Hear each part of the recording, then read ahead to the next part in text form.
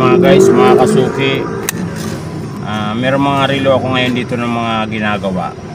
Ayan. Yung pala no, good day sa lahat, mapagpalang araw sa lahat mga kasuki. Ito merong paggawa sa akin ng mga relo mga kasuki. Ito bench. Ayan. Ngayon ang problema nito is basag yung salamin. Nauntog daw ito ng may-ari. O parang suot-suot na gano'n na iuntog niya. So nabasag ang salamin. Ngayon hindi siya umaandar. Ayan o. Siguro naapektuhan ang pagkauntog ito. Ayan, binuksan ko na no. Ngayon ang style ng salamin nito mga guys, mga kasuki, salamin is nasa ibabaw. Ang style ng makina nito mga kasuki, hindi mo siya matatanggal dito. Yan, hindi mo siya matatanggal dito sa likod. Karamihan dito natatanggal sa likod eh. Doon mo talaga siya tatanggalin sa harapan. Ayan. Ayan, kagaya niyan, wala nang salamin. Itutulak lang itong makina niya. Kaya mahirap itong mga ganito mga kasuki pagka nagka-problema. Lalo na ang salamin is para matanggal mo ang makina, kailangan dito sa harap. Ayan. So kung halimbawa may problema ang makina, ngayon magpapalit ka ng ng pyesa or magpapalit ka ng makina talaga niya. Ngayon buo ang salamin. Ang pinakamainam is matanggal mo yung salamin nang hindi mababasag.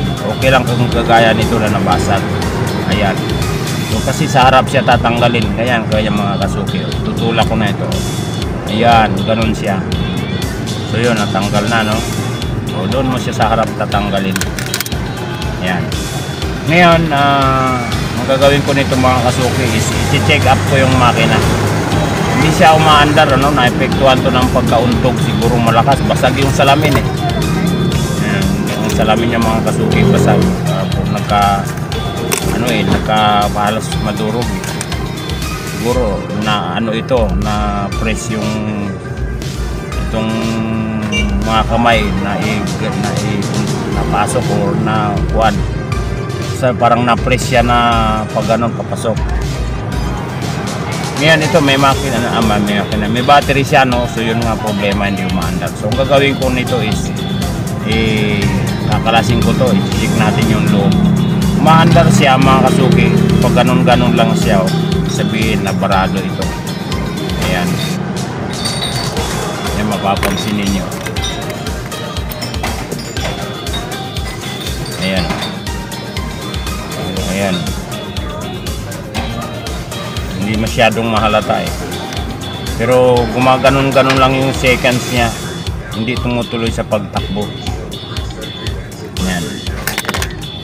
Itong salamin nito mga kasuki i-orderan natin kasi meron akong salamin nito pero makapal. Masyado siyang nakausli. So orderan ko to. Kaya baka mamili tayo sa Quiapo mga sunod na araw uli. Ito naman mga kasuki no. At saka ito pa pala no, yung crown niya pala naputol. Papalit yan din natin ito ng crown. Ayan no. Ayan yung crown niya mga kasuki. Yung crown o yung pitan, naiwan yung kabilang dulo. Malakas ang pagkauntog nito, baka nahampas pa ito. Yan ang problema niya mga kasuki. So ang gagawin natin nito is salamin, crown, ayan, tapos check upin natin yung makina para umandar siya dahil parang barado.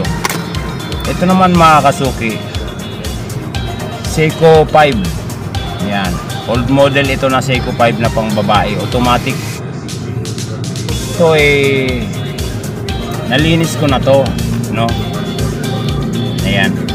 Ngayon, ang problema nito is yung self-winding niya.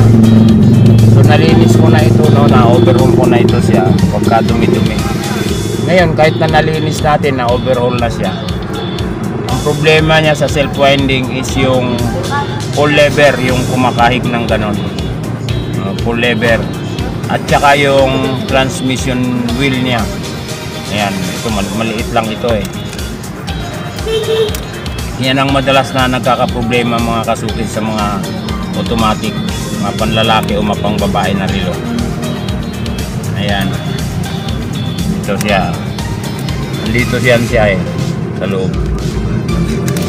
So sa mga ibang nagpapakita ko sa inyo ng mga overall ng mga panglalaki ng mga relo, medyo mas malaki yung pyesa nun hindi katulad dito maliit. Ang full lever nito, no, nasa loob. Ayan, nasa loob nito. Ayan. Tsaka yun, na-check ko na full lever at tsaka itong transmission wheel nya. Ayan, ito. Ayan. Yung full lever is no, sample. Yung kumakahig ng ganon. Ayan na, may papakita ako mga kasuki. Sample ako nito. Full lever nya.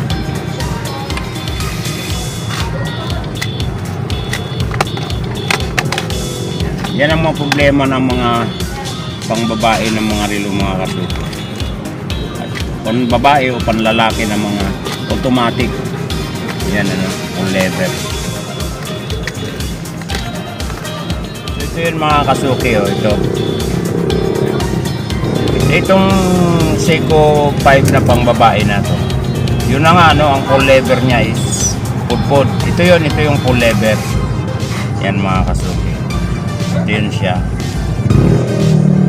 Yan. At saka transmission wheel nya. Ito sa panglalaki na Seiko 5 automatic. Sa pangbabae na Seiko 5 automatic naman dito naman. Mas maliit ito. Tsaka ito. So yun ang problema nya. Kahit na nalinisan na yan, na overhaul na yan, na i-condition na natin. Kung hindi mapapalitan yung full lever nya at saka transmission wheel. Kasi yan ang importanteng nagkakarga ng self-winding nya. Pag ikot nito, itong rotor, rotating motor, ito naman kakahig yan, kakahigi niya ito, tapos magpopondo siya sa loob. So yun mga guys, mga kasuki, yun ang kailangan nating palitan so i-offset din natin yan.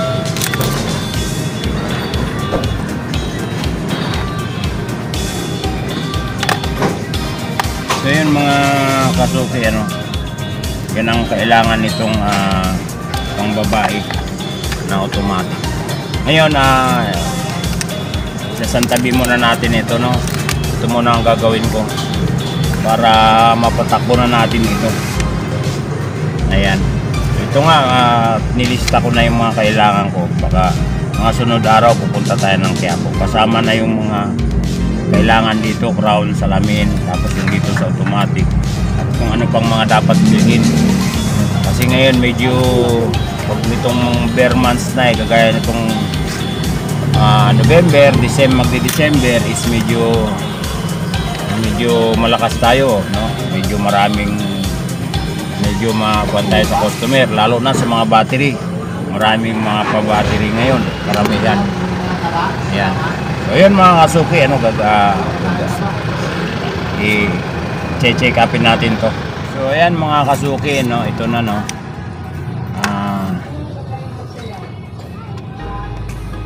ito yung pangbabae na Seiko 5 automatic. So ito na overhaul ko na. Tapos napalitan na natin yung full lever nito at saka transmission wheel. Yan mga guys, mga kasuki. At nabilhan na natin to sa Quiapo. Yan, medyo nahigpitan ko na yan. So ito yung 4206 ang makina niya, na Seiko 5 automatic. Old school to, old model na Seiko 5. Yan, ang tawag nito ng makina nito is double bridge. Ayan, 4206 double bridge. Kasi ang bridge niya is ganon, ito ang bridge ng balance wheel. Hindi katulad ng sinundan nito or ng bago nito na 4206 na single bridge lang. So yan, ito napalitan na natin yung full lever at saka balance, full lever at saka transmission wheel. So okay na to mga guys, mga kasuki, And then ayan, ito, no, 4206 sa Seiko 5 automatic. Ayan, so condition na ito, bagong overhaul, napalitan ko na ng full lever at saka transmission wheel niya. Ngayon dito naman mga kasuki, ano, ito yung gaya ng nasabi ko, no, basag ang salamin and then hindi siya umaandar. Ayan, pero ngayon umaandar na. So nagawa ko na mga kasuki, mga guys. Ayan, makikita naman ninyo umaandar na yan. Nung una hindi umaandar kasi nabasag ang salamin niya, na umpog daw, sabi ng customer. Siguro ang salamin is natulak pa loob. So ang nangyari, nagbara ang seat second hand niya. Ayan, so hindi siya umaandar nung binigay sa akin, gaganon-ganon lang. So ang ginawa ko, in-overhaul ko siya, and then is barado.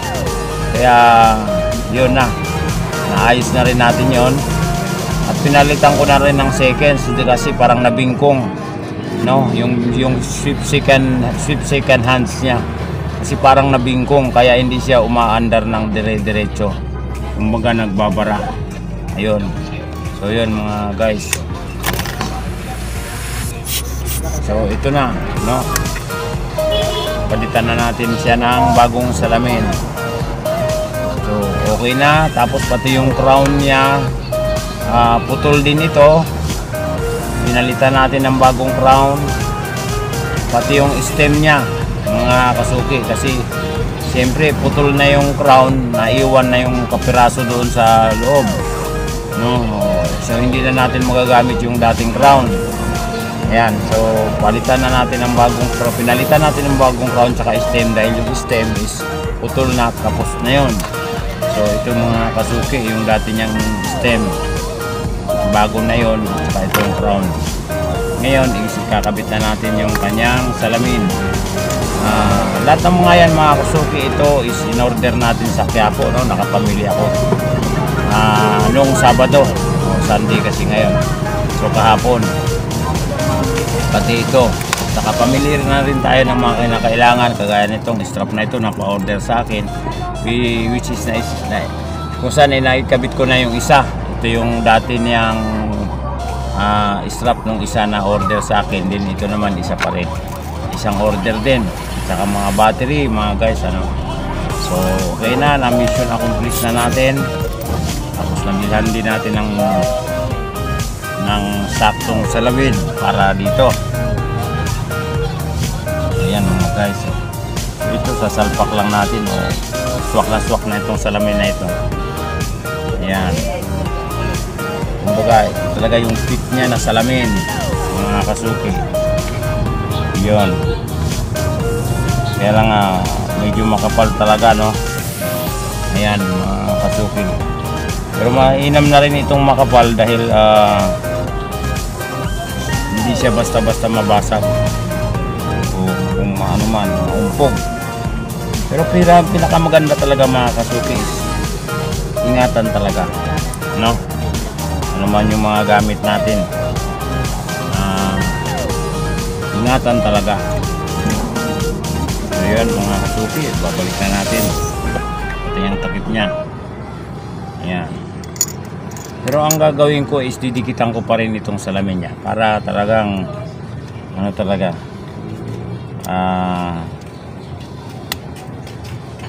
silyado talaga, para maging silyado talaga siya mga guys.